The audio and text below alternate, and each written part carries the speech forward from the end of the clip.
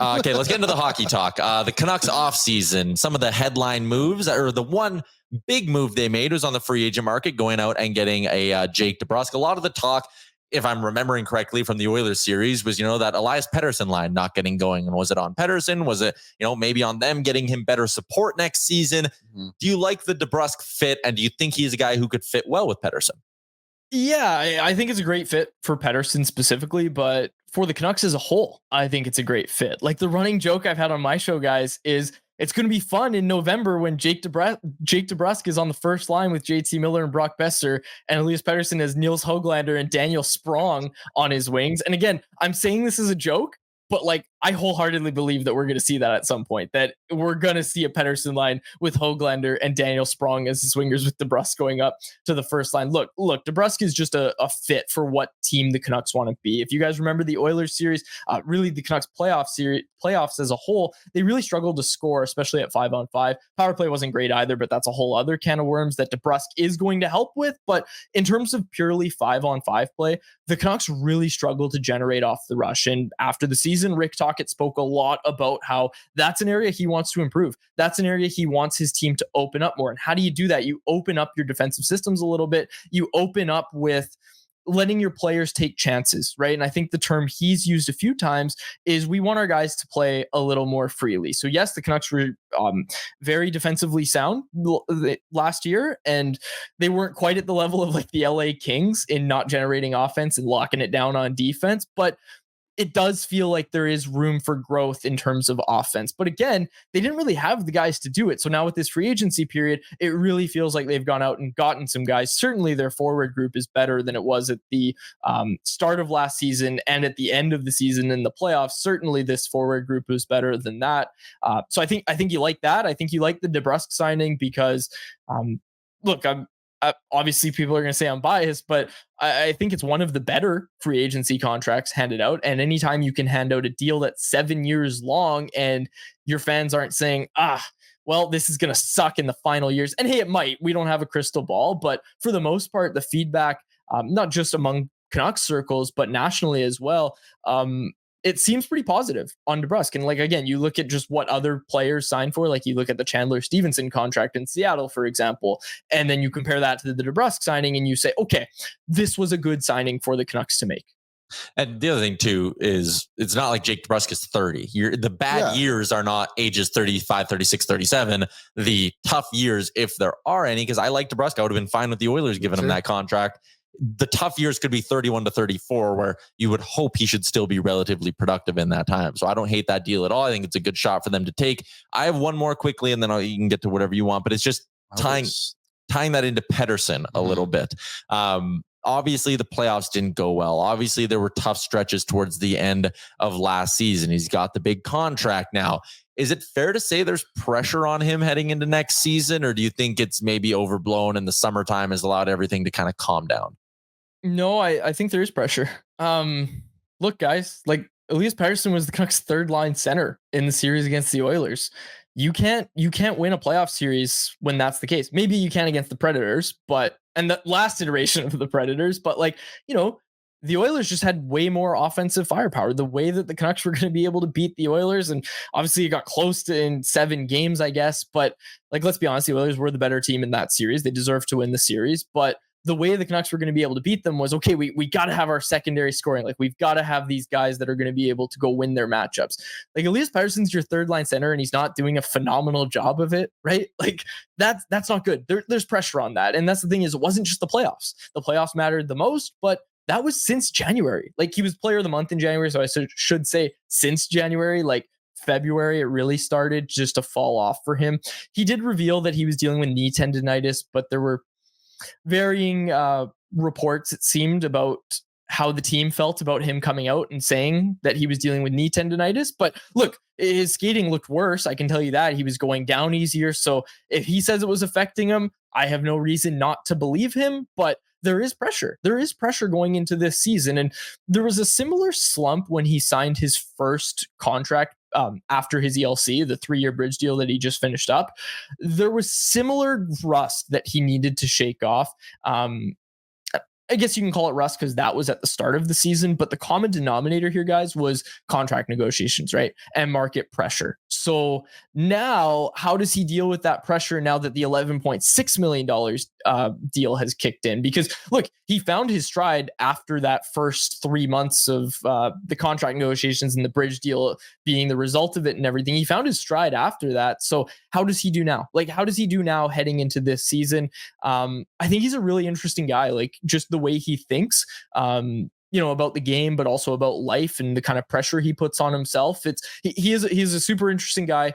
A really thoughtful guy. Like when you have conversations with him, you can tell he thinks the game at a very high level. I almost wonder if sometimes he gets in his own way because of how much he thinks. So I hope he can find his stride this season, but unequivocally, there is a ton of pressure on him. I think he probably has the most pressure of any Canuck to have a good training camp and have a good preseason and hit the ground running, right? Like hit the ground running this season and get the Canucks off to a hot start. What do you make of the blue line heading into the season? Vinny's there. Yeah. Again, talking to our pal Bag Milk just about what Vinny Desharnais could be, because there's this notion that like Patrick Allvin and Rick Tocchet have both talked about splitting up Quinn Hughes and Filip Hronek. That was one of the best pairings in the league. Take that, Tyler. Remember when I gave you that prediction at the start of the year and you laughed at me? I told you. But in all seriousness, like that was one of the best pairings in the league for like the first 3 months of the season. They did take a step back afterwards, right? And they were still good. They were still the Canucks' best pairing by far.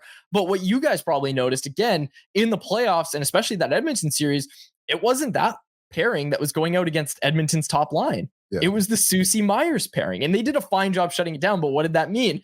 It meant that they were defending a lot. There was no offense, right? So basically what happened in the playoffs, and especially in the Oilers series, was if Quinn Hughes wasn't on the ice, the Canucks couldn't move the puck. So in identifying that, the Canucks want Filip Hronek to drive his own pairing. So if you look at those pairings, what does that leave you? If you have Quinn Hughes and Filip Hronek split up, that means that you're either putting Quinn Hughes with Tyler Myers, that experiment hasn't worked out in the past, or your boy, Big Vinny, playing with Quinn Hughes. And of course, when everybody looks at that, they're going to say, well, Vinny can't play on the top pairing.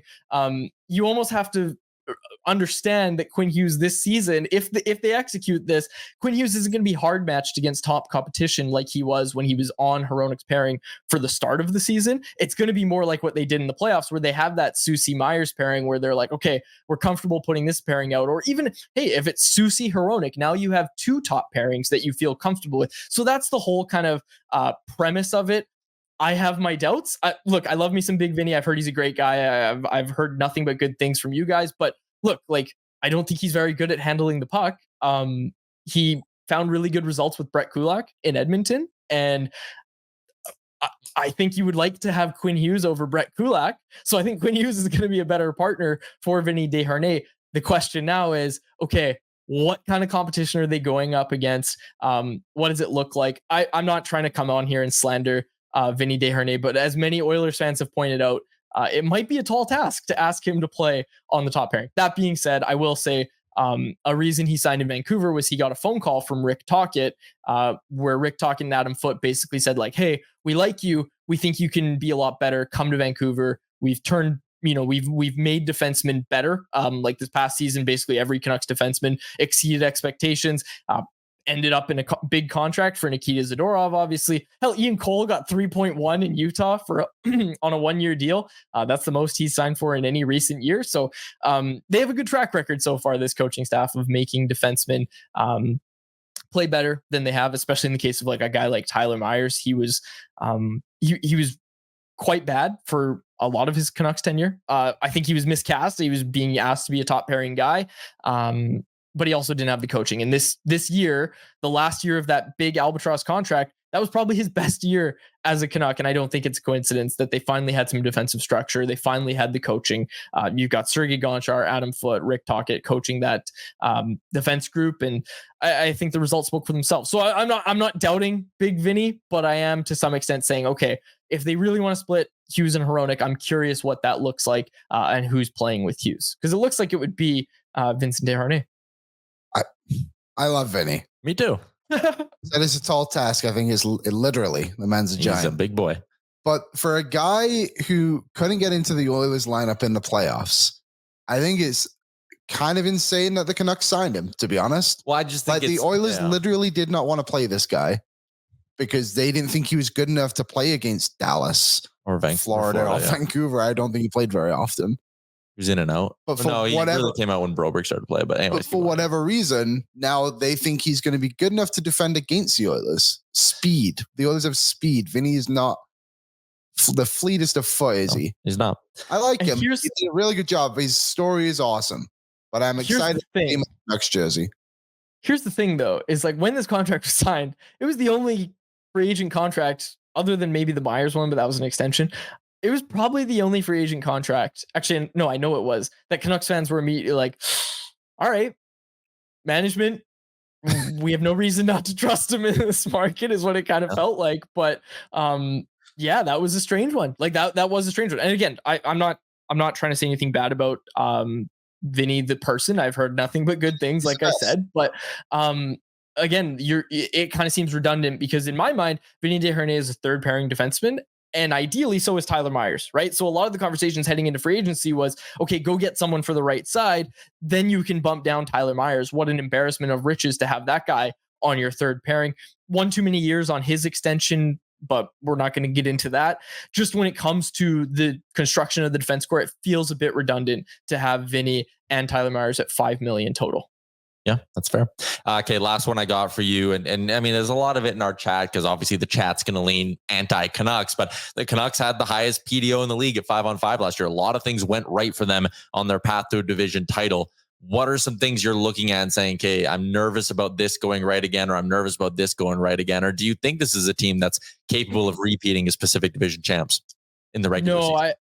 I do have them second. I know the Athletic put out that prediction that has them and the Oilers right there. And again, like we all know why the Oilers weren't at the top of the division, and it's because they had a bad start. They fired their coach and they play like a better team since then. So I don't know if there's doubts in the Edmonton market that the Oilers can't just immediately hit the ground running, but I have no reason to think that they are going to struggle. Like maybe you're going to have stretches, but to a point where the Canucks are able to win the division, I don't think so. I have the Oilers as the number one team in the Pacific Division, but what I will say is like a lot of things that went right. Okay, let's break it down. Brock Besser scores 40 goals. I don't think that's going to happen again. That was the first season of Brock Besser's career that he was healthy. It was also the first season of his career that he scored 30 goals, let alone 40. So yeah, I don't think 40 goals is going to happen again for Brock Besser. So there's one. Where are those goals going to come from? Hopefully now with the added depth that you have in your forward group, you get some more. There's some talk about Kiefer Sherwood becoming the next Dakota Joshua in this market, right? So you've got a lot of different options. The one thing I will say is their depth has improved. So the area that they struggled in scoring when it really mattered, I think that's going to be better. The one stat that really pops out, and I'm not sure if it was true right up until the end of the year, but for most of the season, they were dead last in rush chances, like creating rush chances, but they were first in goals off the rush. Like they had the most goals off the rush, but they had the fewest rush chances for. Think about that. Yeah. That is the epitome of everything going right. It's just like, yeah, we don't do it often, but when we do, we score goals. So again, is that going to happen? No, but are they going to improve on the rush? Yeah, they're going to try to create more offense off the rush. So it's a really interesting year. It's a really interesting year for the Canucks. I think they took a step back on defense. You should have the same steady goaltending that you're used to. But when it comes to the forward group, I think they've made some pretty significant improvements there. And I think that's going to matter. Do I think that they can beat the Oilers? No, the Oilers made significant improvements too. Like I had the Oilers as one of my big winners of free agency. I really like Skinner. I really like Arvidsson. Yeah, I really liked what the Oilers did in free agency. So, and I know I'm not pandering, even though I am on the Oilers show, but I think both teams had really strong off seasons. Which one do I think is going to finish first in the Pacific? It is still the Oilers.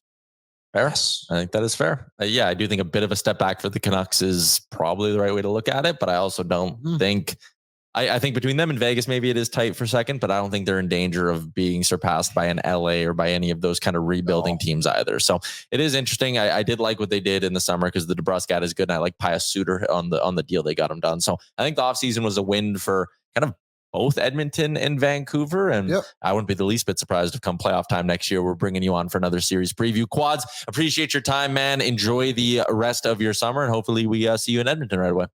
All right. Cheers, boys. So there you go. David Quadrelli from Canucks Army and Canucks Conversation with Harman Dial, who is also very smart, just like Quads. What's up, Nation citizens? If you like that video, then you need to be subscribed to the Oilers Nation YouTube. Podcasts, live shows, exclusive interviews, and analysis. Everything you need from your favorite voices at Oilers Nation. And you don't want to miss any of it, so hammer that subscribe button.